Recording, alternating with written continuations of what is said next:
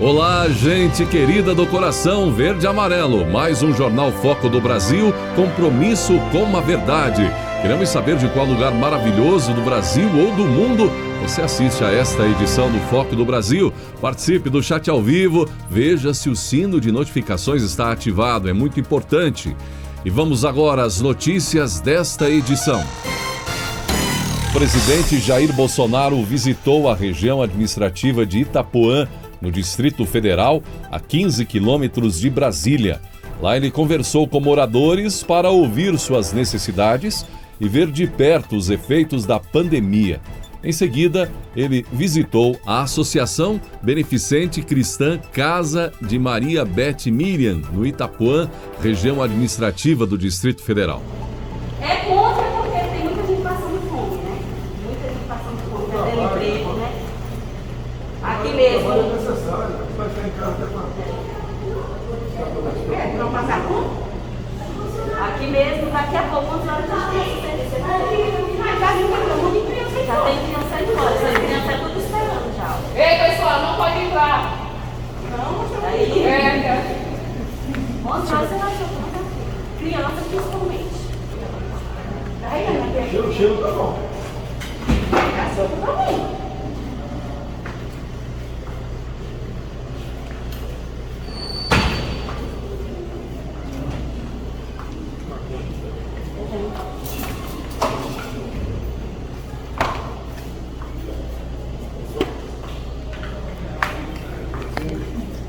Arroz, é bom? Tem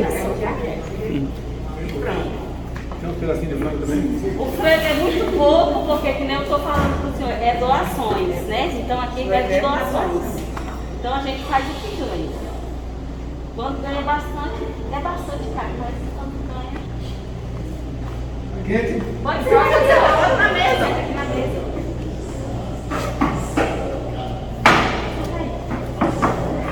Oi, bebê. Senhor, epa, vai cair, pode sentar aqui. Estou aqui na comunidade Itapuã 1, distrito de Brasília, conversando com a população. Parei aqui na Casa de Maria. Casa de Maria Beth Miriam. Conversando com as senhoras que estão fazendo um sopão, né, que distribui para a população. E elas têm dito aqui que é impressionante o número de crianças que vêm tomar sopa aqui. No passado eram 40 pessoas em média, diárias, e com a pandemia foram crescentes, hoje tem em torno de 130 pessoas que vêm receber a sopa aqui no saco plástico, né, para exatamente consumir em casa e não aqui. Cada vez mais pessoas estão perdendo sua renda e encontram, né, no caso aqui, Itapuã 1, esse local, Casa de Maria Beth Miriam, para se alimentar. É que eu sempre disse lá atrás, né? O desemprego e o vírus, dois problemas. Nos preocupamos com dois, lamentamos as mortes. O Brasil é um dos primeiros países mais vacinados do mundo. Estamos somente atrás de outros países que produzem vacinas, estamos em 5º lugar. É um trabalho que começou o ano passado. Compramos vacinas no ano passado, não tinha tantas disponíveis assim, mas também, por outro lado, o que se oferecia para a gente, o contrato não era possível se assinar naquela forma, e bem como, né, não tinha aprovação da Anvisa. Nós sempre falamos, entre o governo federal, o presidente, e a vacina, o balcão, né, onde se vende vacina, existe a Anvisa no meio do caminho, que nós temos que ter responsabilidade para vacinar o nosso povo. E assim estamos trabalhando. Pelo segundo dia consecutivo, vacinamos 1 milhão de pessoas por dia. Esse número tende a crescer. Eu conversei hoje com o ministro da Saúde, bem como com o ministro do meu lado aqui da Defesa, o Braga Neto, e as Forças Armadas, Braga Neto, estão à disposição para começar também a vacinar, colaborar na vacinação. Então, praticamente todos os quartéis do Brasil têm essa condição. Da Marinha, do Exército, do Aeronáutica. Eu estou me lembrando do tempo de quartel. Ele tinha uma sopa no quartel, era parecida com essa aqui, parecida assim. No rancho, ele pega tudo que tem, joga dentro da panela e bota para ferver. Né? Aqui, estou vendo um pedaço de galinha. É uma canja, uma canja, tem arroz, tem batata, cenoura. Eu sei que estou tirando, o Braga Neto, 2 pratos de sopa que podia ter servido aí fora.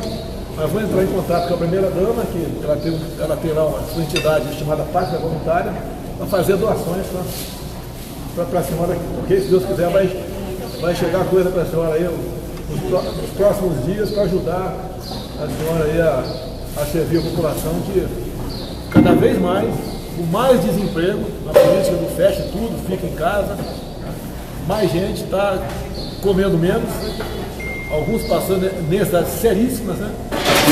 E nós temos que vencer isso aí. A guerra da minha parte não é política, é uma guerra que realmente tem a ver com o futuro de uma nação. Lá atrás, quando se mandava ficar em casa, em março do ano passado, era para achatar a curva, até que os hospitais se aparelhassem com leitos de UTI e com respiradores. Passou-se um ano, bilhões do governo federal foi dispensado para governadores e prefeitos, e parece que alguns deles, né, alguns não aplicaram devidamente esse recurso na saúde, aplicaram em outras áreas, que são nobres também, mas não a saúde. Nós sabemos que a grande parte dos prefeitos quer uma mudança nessa política, mas essa política, né, está nas mãos do presidente, que sou contra o feche tudo, somos contra isso, ele vai para os governadores, alguns deles fecham tudo, e daí os prefeitos são obrigados a cumprir. E vale, no final da linha, são as medidas restritivas impostas por prefeitos. E a grande parte dos prefeitos, as informações que nós temos, né, é que não concordam com a política radical do feche tudo. E depois da sopa, Bolsonaro e Braga Neto lavaram os seus pratos. E ao retornar do passeio, o presidente Jair Bolsonaro afirmou, durante essa conversa que teve também com a imprensa no retorno ao Palácio da Alvorada, que não vê problema nenhum em se vacinar contra a Covid-19. Ele defendeu, no entanto, que o imunizante deve ser dado para alguém que ainda não contraiu o vírus. Olha, o que eu devo fazer, eu entendo dessa maneira. Eu já estou imunizado com o vírus, né? E se acharem que eu devo me vacinar, eu me vacino, não tem problema nenhum, disse Bolsonaro. Em seguida acrescentou, mas eu acho que essa vacina minha tem que ser dada para alguém que ainda não contraiu o vírus e corre o risco muito, mas muito maior do que o meu, disse Jair Bolsonaro. Sobre a afirmação do presidente Jair Bolsonaro de determinar que os militares tenham maior envolvimento na logística e na aplicação das vacinas contra a Covid-19 no Brasil, o próprio ministro da Saúde, Queiroga, comentou: por determinação do presidente, que está pessoalmente empenhado, teremos apoio das Forças Armadas, seja na logística de distribuição, no corpo técnico da saúde, ajudando estados e municípios a vacinar a população brasileira, afirmou o ministro da Saúde, Marcelo Queiroga. Segundo o ministro, o assunto foi conversado entre ele, o presidente Bolsonaro e o ministro da Defesa, Walter Braga Neto. O presidente já havia comentado, não é, como vimos durante a transmissão ao vivo que fez nas redes sociais neste sábado. Estão à disposição para começar também a vacinar. Praticamente todos os quartéis do Brasil têm essa condição, vimos o presidente dizer ao lado do novo ministro da Defesa. Atualmente, gente, os militares já prestam auxílio importante na campanha de vacinação contra o coronavírus. Ao falar sobre o assunto, o ministro Queiroga reconheceu que essa ajuda já existe. Participação das Forças Armadas já existe nos programas de imunização. É só ampliar logística, parte operacional, disse o ministro. O ministro da Saúde também afirmou que em uma conversa com Tedros Adhanom, presidente da Organização Mundial da Saúde, analisou-se a possibilidade de adaptar fábricas brasileiras de vacinas para animais para que elas passem a produzir vacinas para a prevenção da Covid-19 em humanos.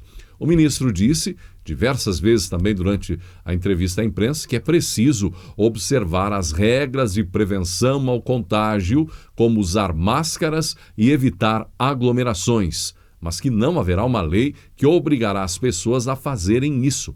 Todos sabemos que o uso de máscaras é fundamental, é necessário que haja adesão da população brasileira, disse ele. Ele então afirmou que a ideia é também proteger a economia e que evitar lockdown é a ordem. Não adianta querer fazer isso na base da imposição, não vão conseguir.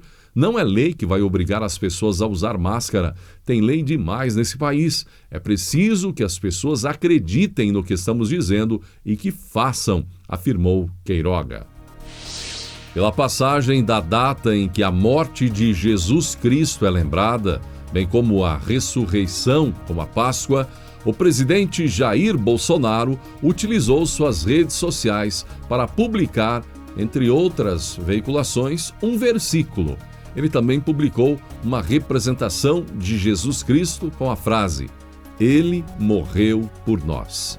Ele mesmo levou em seu corpo os nossos pecados sobre o madeiro, a fim de que morrêssemos para os pecados e vivêssemos para a justiça. Por suas feridas, vocês foram curados." Versículo de 1 Pedro 2,24, postou o presidente Jair Bolsonaro. Muitos famosos também sucumbiram à Covid-19. Enquanto o Brasil assiste à luta de milhares de brasileiros, alguns chamam mais a atenção por terem seus nomes conhecidos nacionalmente. O ator Paulo Gustavo, internado com Covid-19 desde 13 de março, é um deles e está em uma grande batalha contra a Covid-19 em um estado de saúde muito grave. E neste sábado, o Brasil perdeu para a Covid-19 um dos seus mais conhecidos cantores. O cantor Agnaldo Timóteo não resistiu às complicações decorrentes da Covid-19 e morreu neste sábado, dia 3, no Rio de Janeiro. Agnaldo estava internado desde o dia 17 de março em um hospital da Barra da Tijuca, no Rio. Após uma piora, teve que ser entubado no dia 29 do mesmo mês. Agnaldo Timóteo Pereira nasceu em Caratinga, Minas Gerais, no dia 16 de outubro de 1936. Estava com 84 anos. Além de cantor, ele também foi político, sendo eleito em 1982 deputado federal pelo Rio de Janeiro. Ele também foi vereador pelo Rio de Janeiro e São Paulo. A Fiocruz, por meio do Instituto de Tecnologia em Imunobiológicos Biomanguinhos, recebeu mais 225 litros de ingrediente farmacêutico ativo, equivalente a 5,3 milhões de doses de vacinas contra a Covid-19. Com mais este lote, a produção está garantida pela Fiocruz até maio. O IFA é o principal ingrediente da receita. Ele é o fermento que faz o bolo crescer. Sem ele, sobraria só farinha, açúcar e corante, diz Norberto Prestes, presidente executivo da Associação Brasileira da Indústria de Insumos Farmacêuticos. Cada vacina ou medicamento tem seu IFA, que também depende de outras substâncias para ser ingerido e fazer o corpo reagir.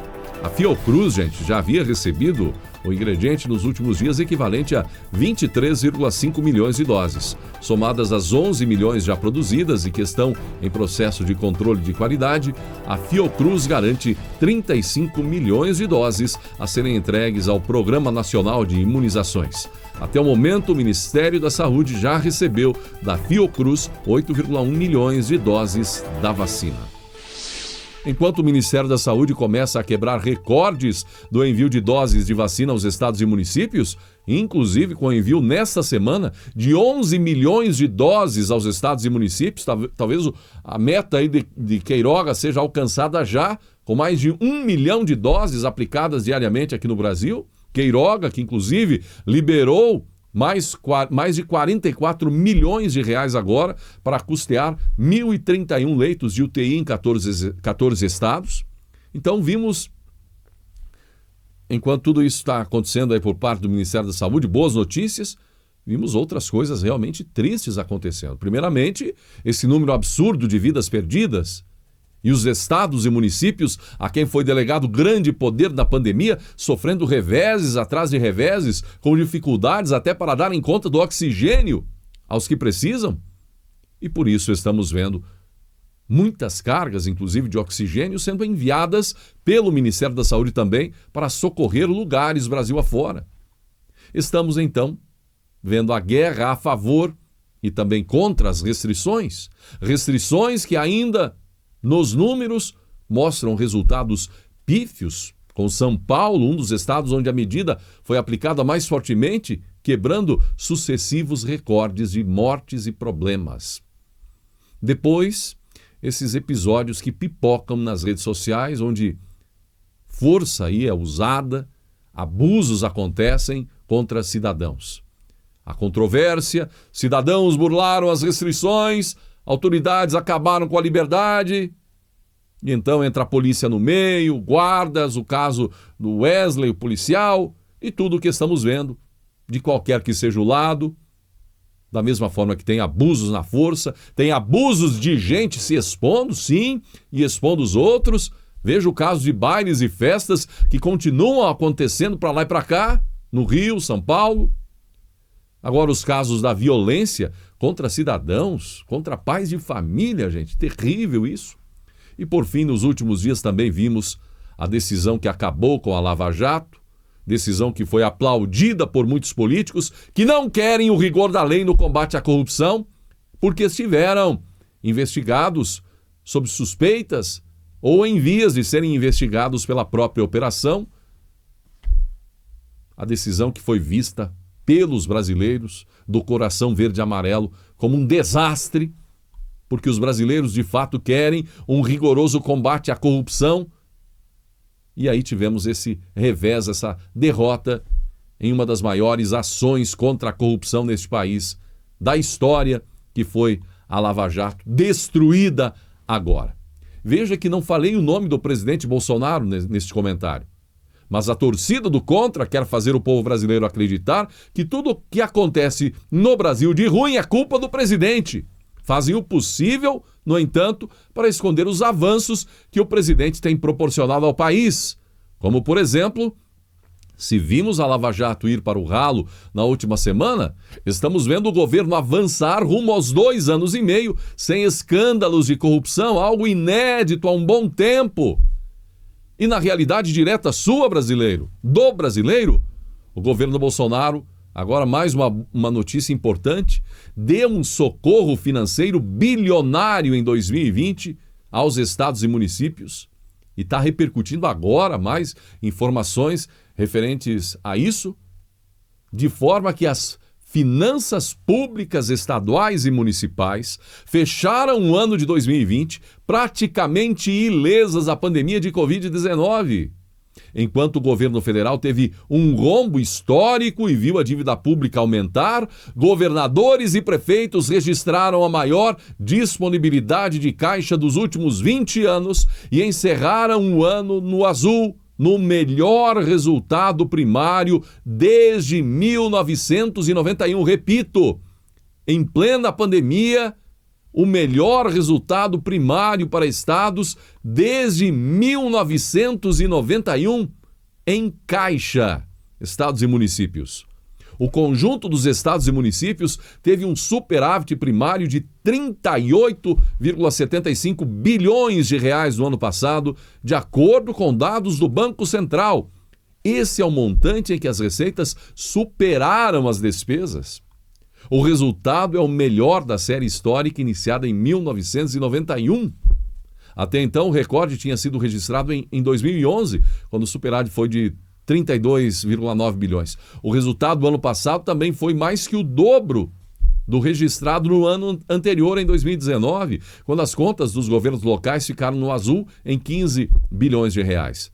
A conta da Covid-19 sobrou toda para a União, incluindo a maior despesa, que foi com o auxílio emergencial, que custou 293,11 bilhões aos cofres públicos em 2020, e a segunda maior foi a ajuda a estados e municípios, que totalizou uma injeção direta de 78 bilhões de reais, incluindo transferências constitucionais e extras. Somente com o socorro extra, a União repassou 60 bilhões a estados e municípios em 4 parcelas já pagas entre junho e setembro. Foram 10 bilhões destinados a ações de saúde e assistência social, sendo 7 bilhões a governadores e 3 bilhões a prefeitos. 50 bilhões de reais tiveram aplicação livre. sendo 30 bilhões para os estados e 20 bilhões para os municípios. A União também suspendeu o pagamento de dívidas dos governos locais. Com isso, os prefeitos e governadores tiveram uma folga de 65 bilhões de reais, totalizando a ajuda extra do governo federal aos governos locais em 125 bilhões. O Executivo realizou ainda as transferências constitucionais previstas em lei, liberando 16 bilhões de reais para os fundos de participação dos estados e municípios. Isso está no jornal Gazeta do Povo do Paraná. Mas isso tudo, a maioria da imprensa que bate em Bolsonaro, dos oposicionistas, eles não acreditam ao presidente. Certas emissoras de TV por aí não se dão o luxo nem sequer de noticiar a respeito. Afinal, a notícia é boa, e se a notícia é boa para eles... elas não existem. A notícia boa não é culpa do presidente, não vamos divulgar. E agora temos pela frente os avanços mais importantes que estão por acontecer neste ano, mas que dependem da boa vontade da Câmara e do Senado. Resta saber se agora, com o objetivo alcançado, Ernesto Araújo fora do páreo, qual será, se é que vai ter uma nova desculpa no Congresso para andar a passos de tartarugas em relação ao que precisa fazer pelo Brasil. Esperamos que não tenham mais tempo a perder, porque, sinceramente, só pode ter sido para tentar tirar o ministro mesmo a lambança com o gesto do assessor do governo no Senado. Quanto tempo perdido em discussão, quanta energia perdida, enquanto temos essa agenda de reformas e decisões que podem mudar de verdade o futuro seu, o futuro do Brasil para melhor. E de acordo com o portal Metrópolis, em meio à piora da pandemia da Covid-19, veja só você, a Câmara dos Deputados aumentou, com o aval do atual presidente Arthur Lira, o valor do reembolso de despesas de assistência com saúde de parlamentares em 170,8%. O ato da mesa número 189/2021 reajusta de 50 mil para 135,4 mil reais o valor do pedido a ser analisado. O ato foi assinado pelo presidente da Câmara, Arthur Lira, e já publicado em edição extra do Diário Oficial da Casa. Nele, há a justificativa, ainda bem, gente, que há a justificativa, de que o valor de 50 mil fixado pelo ato da mesa em 2015 estava defasado. Nos últimos anos, a chamada inflação médica tem superado o índice oficial de inflação, índice nacional de preços ao consumidor amplo.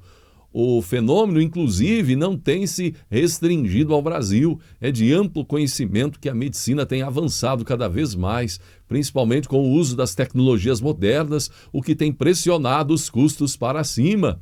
Some-se a isso a maior demanda do público pelo acesso a serviços de saúde e o envelhecimento da população, tudo contribuindo para a elevação dos custos com saúde, justifica o ato. O ato da Casa traz essa justificativa que o aumento de 170,8% se trata de valor acumulado entre 2015 e o ano passado. Importante ressaltar que não se está a criar ônus adicional para a Câmara dos Deputados, diz o ato. O documento acrescenta que o novo limite acarretará em um menor número de processos sujeitos à deliberação pela mesa, descongestionando a pauta das reuniões mediante deliberação pelo próprio segundo vice-presidente. Os deputados e os dependentes legais têm direito a atendimento no Departamento Médico da Câmara. Contudo, se utilizarem a rede privada, os parlamentares podem solicitar o reembolso de despesas médico-hospitalares e odontológicas. Neste caso, não é extensivo aos dependentes. Tudo muito, muito, muito fácil, não é? Que bom se as defasagens vividas pelos brasileiros neste setor da saúde também pudessem ser corrigidas numa canetada. Os melhores médicos, os melhores hospitais, certamente sem filas, os melhores e mais modernos exames, os melhores tratamentos. E a proposta de reduzir em 50% os salários de políticos para ajudar a pagar um auxílio emergencial para quem precisa, realmente é demagógica, como eles dizem, porque só por milagre aconteceria uma coisa dessas no Brasil. O ministro da Infraestrutura, Tarcísio Gomes de Freitas, atua para liberar o licenciamento ambiental da Ferrogrão, ferrovia considerada a principal rota de escoamento do agronegócio do país. Desde 15 de março, as obras estão paradas por decisão da Justiça, que atendeu a um pedido do PSOL, sob o argumento de que a ferrovia cortaria a área de uma floresta protegida, o Parque Nacional do Jamanchim, no Pará. Além disso, invadiria terras indígenas. Recentemente, Tarcísio tem articulado de modo a reverter o entendimento da Justiça. E parece que vai ter sucesso. Após conversas, a expectativa é de que a Justiça compreenda, impeça que ações dessa natureza parem o desenvolvimento e, com isso, recue da decisão já nos próximos dias. Segundo o governo, a Ferrogrão está dentro da chamada faixa de domínio, ou seja, distante das áreas de preservação ambiental e terras indígenas, está em respeito ao meio ambiente, ora. Portanto, podem seguir adiante. O valor estimado de investimento na ferrovia é de 12 bilhões de reais. O projeto, gente, é visto como um divisor de águas no escoamento da produção no país ao levar parte da carga do agro para os portos da região norte, em vez de destinar toda a carga para os portos das regiões sudeste e sul. O governo aposta na ferrovia para facilitar o escoamento da produção de milho, soja e farelo de soja do estado de Mato Grosso, além do transporte de óleo de soja, fertilizantes, açúcar, etanol e derivados do petróleo. Felizmente, com diálogo e expertise, o ministro Tarcísio vai contornando para continuar trabalhando sem parar. E polêmica é o que não falta na pandemia. O governador do Sergipe, Berivaldo Chagas, publicou um novo decreto que permite ao Estado tomar temporariamente bens móveis e imóveis privados, serviços pessoais e utilização temporária de propriedade particular. No documento, Chagas decreta pela segunda vez o estado de calamidade pública em todo o território estadual. Além disso, o decreto permite que o governo possa realizar compras com dispensa de procedimentos licitatórios. Em março de 2020, o governador já havia tomado a mesma medida de decreto. Com a determinação, passa a valer, a partir do dia 4 de abril, o estado de calamidade por 180 dias. O estado de calamidade pública autoriza o Estado a requisitar bens móveis e imóveis privados, serviços pessoais e utilização temporária de propriedade particular, desde que sejam estrita e efetivamente necessários a minorar o grave e iminente perigo público, observadas as demais formalidades legais, afirma o artigo 3º da medida. O decreto de calamidade vem na esteira de diversas medidas, como o toque de recolher das 20 horas até as 5 horas da manhã e o fechamento de comércio. Claro que muita polêmica, discussão, e o governo diz que não é como estão levando aí para o lado da polêmica, na verdade, o decreto. Será? A ministra Damares Alves, ministra da Mulher, da Família e dos Direitos Humanos, alertou em ofício a preocupação com o aumento de denúncias de violações de direitos humanos durante a pandemia de Covid-19.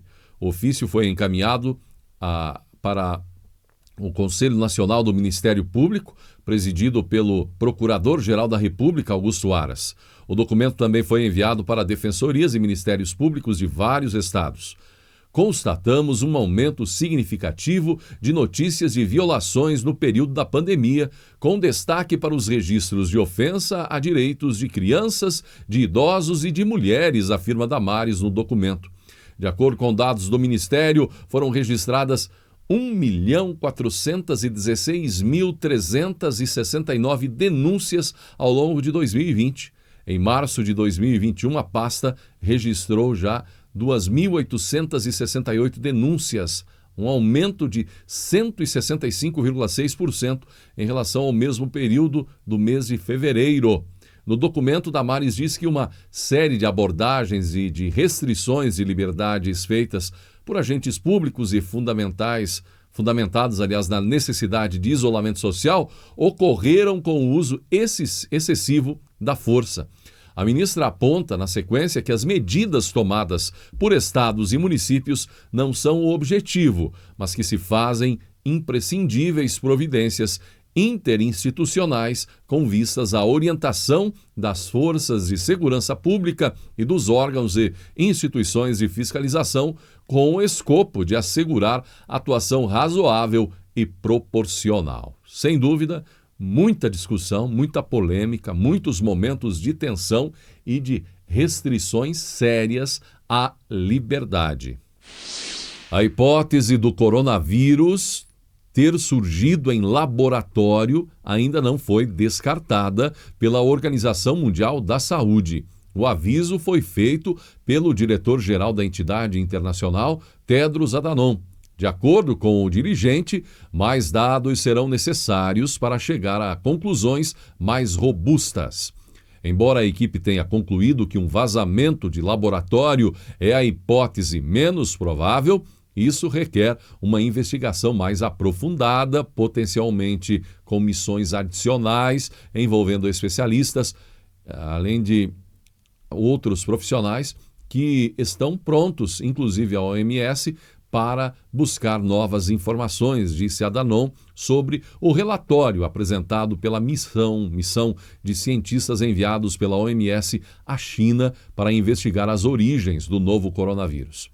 Deixe-me dizer claramente que, no que diz respeito à OMS, todas as hipóteses permanecem sobre a mesa, disse ele. O grupo que esteve na China entre 14 de janeiro a 10 de fevereiro de 2021 revelou que o primeiro caso detectado da doença começou a apresentar os sintomas no dia 8 de dezembro de 2019, mas não conseguiu chegar a uma conclusão, a equipe, a respeito da origem do patógeno. A pergunta que temos, e até gostaria que a ciência, inclusive, procurasse responder, é o motivo desse vírus não gostar de pessoas de origem asiática. No caso da China, Vietnã, tivemos até comentários aqui de espectadores do Foco do Brasil que nos assistem da Ásia, do Japão, por exemplo, dizendo que o vírus de lá é bem menos agressivo, virulento, de tal forma que a vida segue normal praticamente. Como explicar isso? Como disse, como explicar à China, o país mais populoso do mundo e onde tudo começou, teve 4.636 mortes desde o início. Detalhe, de maio de 2020 até janeiro de 2021, a China não teve nenhuma morte de Covid. Só em janeiro, desde maio, então só em janeiro deste ano, teve 2. E só até aqui. Para você ter uma ideia, morreu mais gente de Covid na zona leste de São Paulo do que na China inteira, que tem 1,4 bilhão de habitantes. A ilha vizinha da China, Taiwan, 23 milhões de habitantes, 998 casos de Covid, 10 mortos em toda a pandemia, 10 mortos pela Covid-19, desde o início da pandemia, repito. Vietnã, 35 mortes. A última morte detectada no Vietnã foi em setembro do ano passado, como já falamos aqui. Um país aí com 100 milhões de habitantes, curiosamente, mesmo estando na Ásia, mas com características diferentes, a população da Índia é bem mais atacada. O povo é diferente dos vizinhos e os casos também. A Índia está entre os 5 com maiores números de perdas e é vizinha da China. Onde está a explicação para a disparidade entre o Ocidente e o Oriente dos olhos puxados? Na cultura? Alguma característica genética exclusiva, não descoberta ainda pelos demais, evidentemente? Ou teria sido algo manipulado? Como explicar as altíssimas taxas de mortalidade nos países mais ricos do planeta, menos na China. Longe de teoria de conspiração, e nem há uma crítica à China, até porque falo, por exemplo, em um microfone chinês, uso equipamentos chineses. Você deve estar assistindo o jornal em um dispositivo produzido na China. E muitos de vocês vendem sua produção para a China. E muitos estão vacinados já com a vacina da China. E outros se recuperam do vírus da China, vindo ou oriundo da China. Então é algo menos político, menos contra a China e mais racional sobre questionar, compreender, desvendar. Não só deve ser questionado, como deve ter uma explicação plausível. Porque sem uma explicação, aí sim suscita a dúvida, a desconfiança. Será mesmo que não é uma terceira guerra mundial e alguém do Oriente está devolvendo as bombas atômicas para o Ocidente? Desta vez como bomba biológica? Talvez a embaixada chinesa não goste nem sequer que se cogite isso. Por isso digo em alto e bom som, e se soubesse diria até em chinês, mandarim, sei lá, não é uma afirmação de forma alguma. É apenas uma divagação, uma pergunta que, se não for respondida, abre margem para outros e outros questionamentos, a menos que de fato. Claro que aqui no Brasil a torcida vermelha e do contra vai dizer que não se pode nem questionar a China. Como para eles não se pode questionar os regimes da Venezuela, muito menos Cuba, e no caso do regime do lado de lá do mundo também. Por isso mesmo, é melhor tudo bem explicado, usando a ciência, como gostam de dizer. Esta história é sobre um soldado que finalmente estava voltando para casa depois de ter lutado no Vietnã. Ele ligou para seus pais em São Francisco. Mãe, pai, eu estou voltando para casa, mas eu tenho um favor a pedir. Eu tenho um amigo que eu gostaria de trazer comigo. Claro, eles responderam. Nós adoraríamos conhecê-lo. Há algo que vocês precisam saber, continuou o filho. Ele foi terrivelmente ferido na luta. Ele pisou em uma mina e perdeu um braço e uma perna. Ele não tem nenhum lugar para ir e por isso eu quero que ele venha morar conosco. Eu sinto muito em ouvir isso, filho, mas talvez possamos ajudá-lo a encontrar um lugar para ele morar, já disse o pai. Não, papai, mamãe, eu quero que ele venha morar conosco. Filho, disse o pai, você não sabe o que está pedindo. Alguém com tanta dificuldade seria um grande fardo para nós.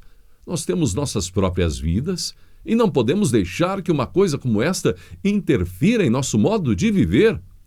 Acho que você deveria voltar para casa e esquecer este rapaz. Ele encontrará uma maneira de viver por si mesmo. Neste momento, o filho bateu o telefone. Os pais não ouviram mais nenhuma palavra dele. Alguns dias depois, no entanto, eles receberam um telefonema da polícia de São Francisco. O filho deles havia morrido depois de ter caído de um prédio. A polícia acreditava que ele estava desgostoso com a vida. Os pais, angustiados, voaram para São Francisco e foram levados ao necrotério a fim de identificar o corpo do filho. Eles o reconheceram, mas, para o seu horror, descobriram algo que desconheciam. O filho deles tinha apenas um braço e uma perna. Chegamos ao final desta edição do Jornal Foco do Brasil. Gratidão pela sua atenção, um ótimo domingo, feliz Páscoa e que Deus abençoe a você e a sua família.